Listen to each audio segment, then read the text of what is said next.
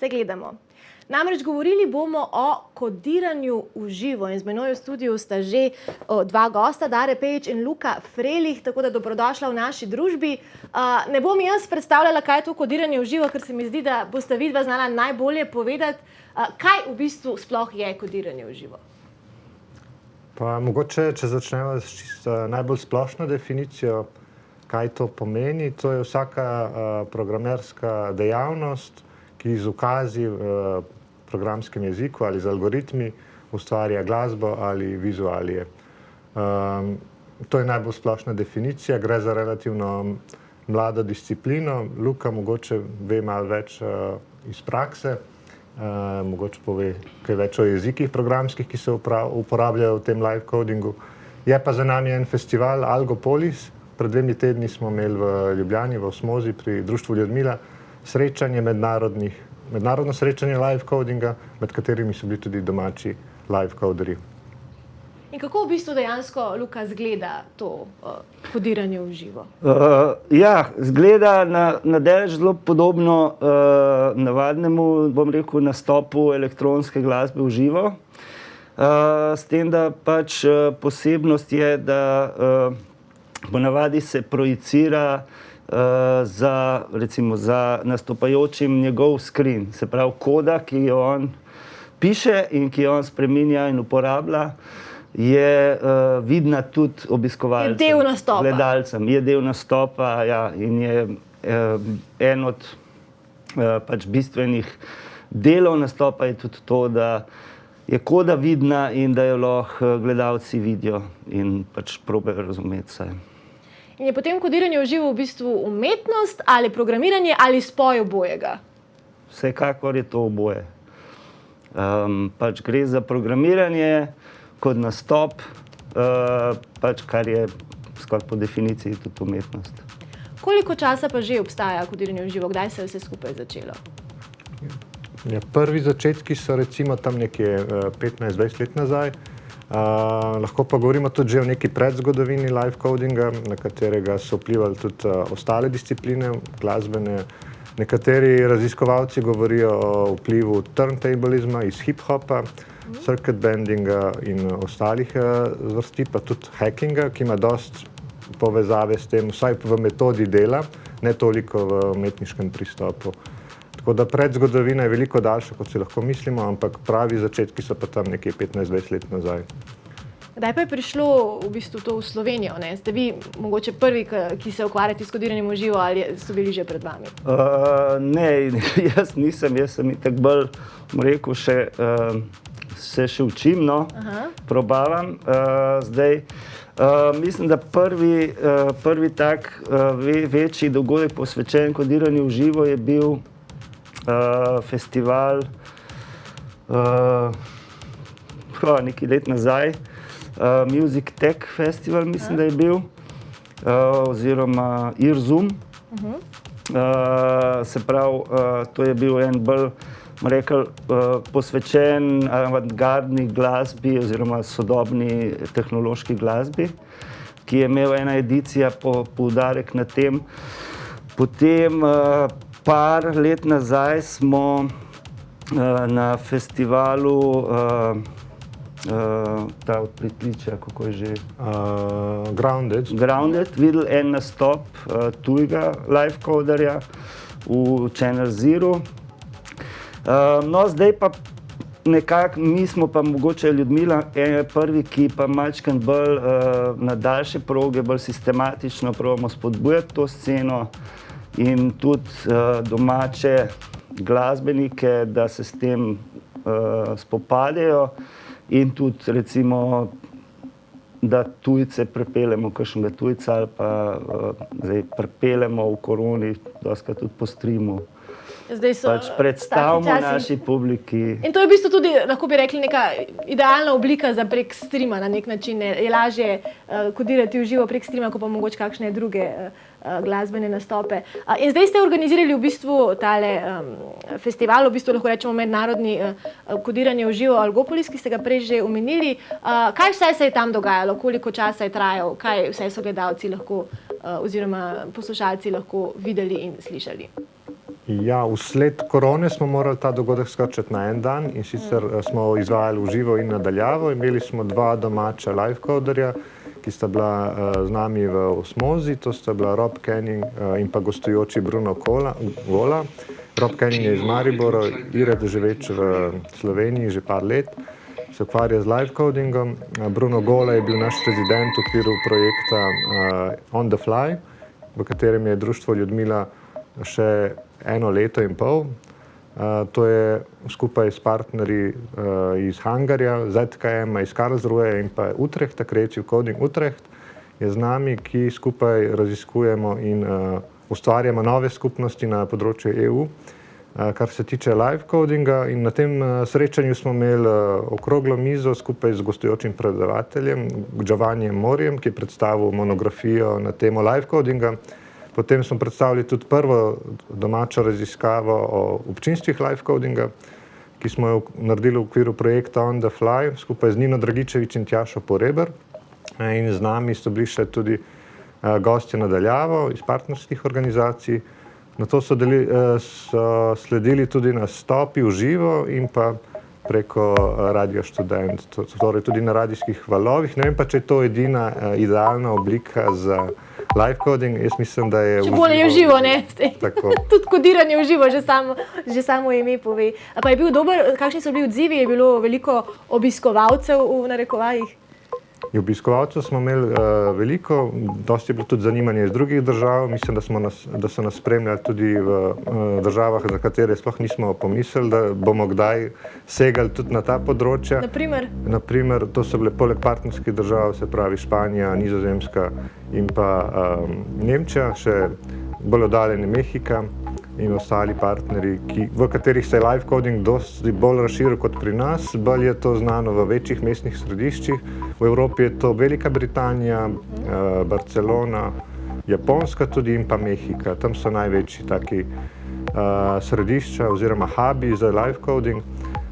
Deloma bo to, upam, da enkrat tudi Ljubljana postala, tako da vsi programerji, ki imajo kakršnekoli želje po nastopanju in programiranju v živo, jaz bi jih povabil, da se udeležijo kakšnih naših delavnic, katerih bo letos še nekaj, vsaj 2 recimo, v okviru naših srečanj Kodov živetja, skupaj z našimi domačimi live coderji, med katerimi lahko omenimo Luka Prinčiča in pa še kakšnimi tujci, recimo pionir Alex McLean, ki bo z nami, upam, da naslednje leto.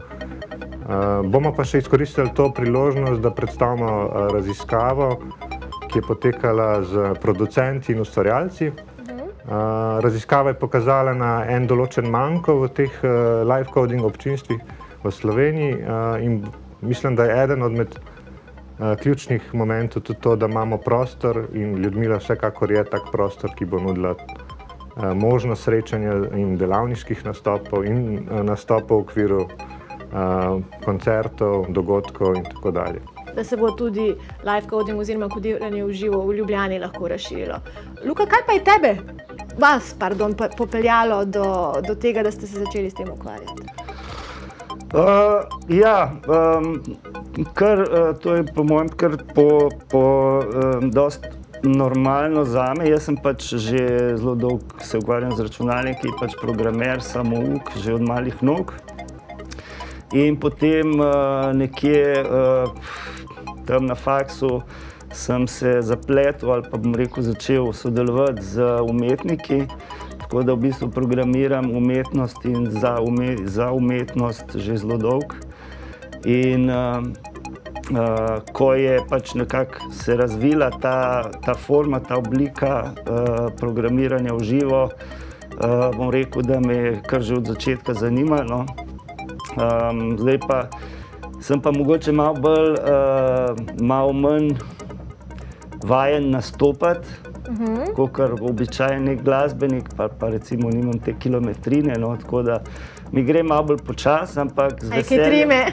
Trema je seveda vedno Tako da z veseljem pa preizkušam orodja, ta različna odprtokodna orodja za kodiranje v živo, različne programske jezike, tega je zelo veliko. Veliko live coderjev v bistvu tudi razvije svoja orodja. Jaz sem tudi že nekaj probaval in je tam 10 let nazaj z enimi eksperimenti na to temo recimo. Tako da ja, zame je to pač zelo zanimiva stvar in sem zelo vesel, da imamo zdaj eno tako priložnost, da to počnemo tudi v bistvu v skupini, ki je vedno lažje. Pa se tudi malce naučite nekaj eno drugega. Ja, eno drugega si malo več glav, več vem, predajamo podobno. ideje, izkušnje in gre lažje. Ja.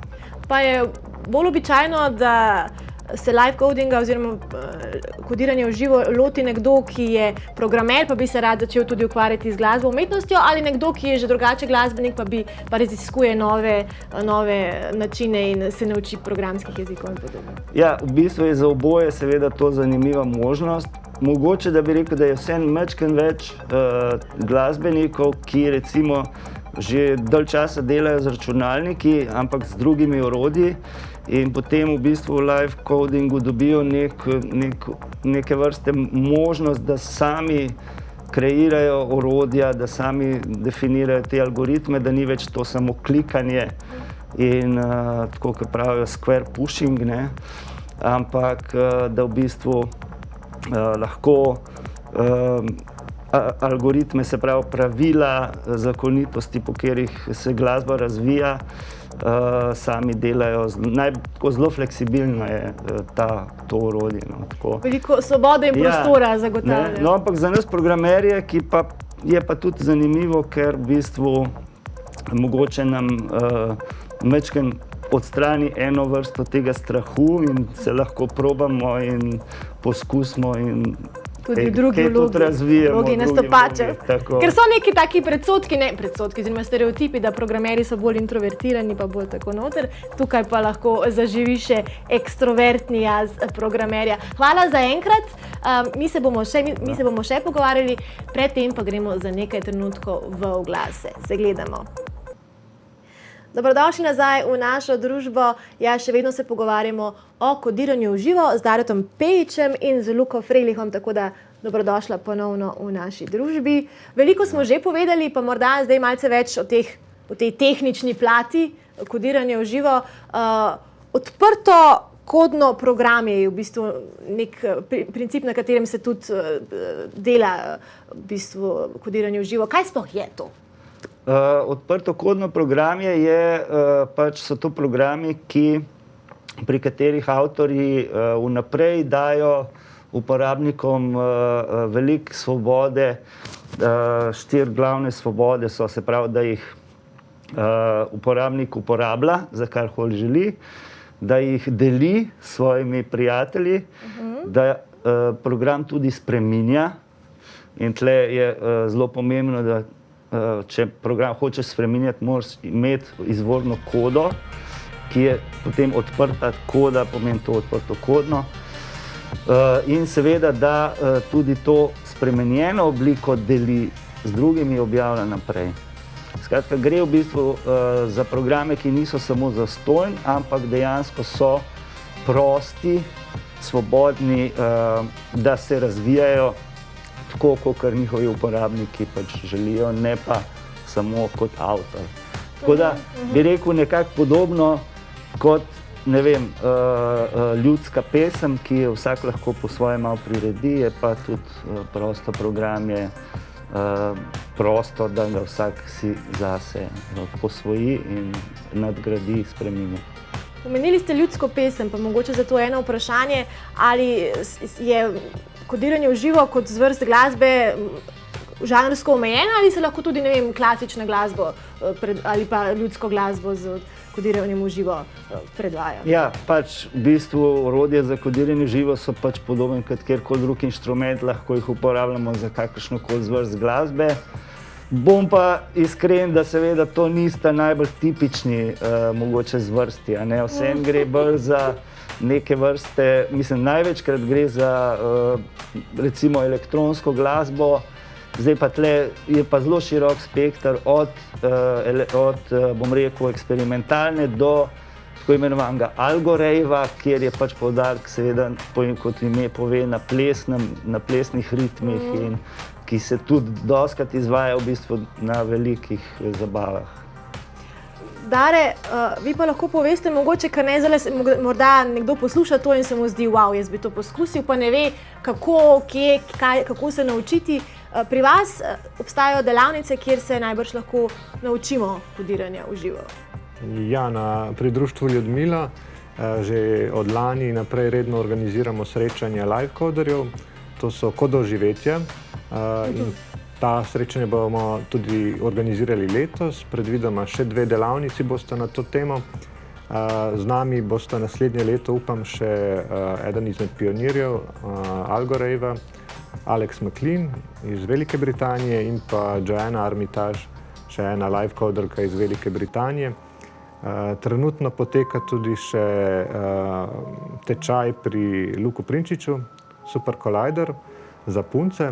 Na tem tečaju so tečajnice že osvojile osnove programskega jezika Super Collider, ki velja za enega bolj zahtevnih, ampak tudi zelo uporabnih jezikov za live coding.